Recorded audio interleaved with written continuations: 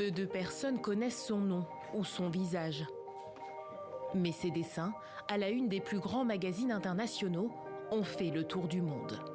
En 3 coups de crayon, Edel Rodriguez caricature l'ancien président américain, Donald Trump.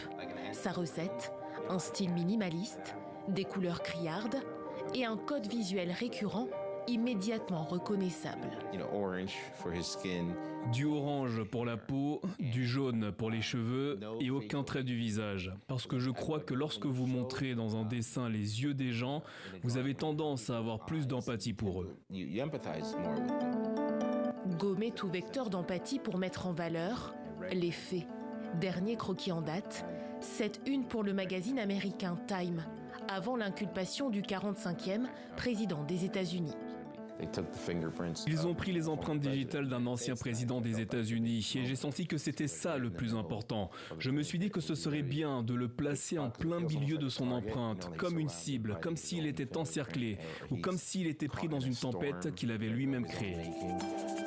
Des caricatures percutantes, engagées, parfois controversées. Son regard, l'artiste d'origine cubaine, le nourrit de son enfance passée sous le régime de Fidel Castro. Edel Rodriguez n'hésite pas à mettre sa neutralité de côté pour, dit-il, défendre la démocratie américaine. Les couvertures que je crée ne le normalisent pas, elles le montrent tel qu'il est. Et je pense qu'il est dangereux de montrer des dictateurs potentiels d'une manière qui leur permet d'utiliser ce matériel pour se promouvoir. Ou poser les limites de la caricature.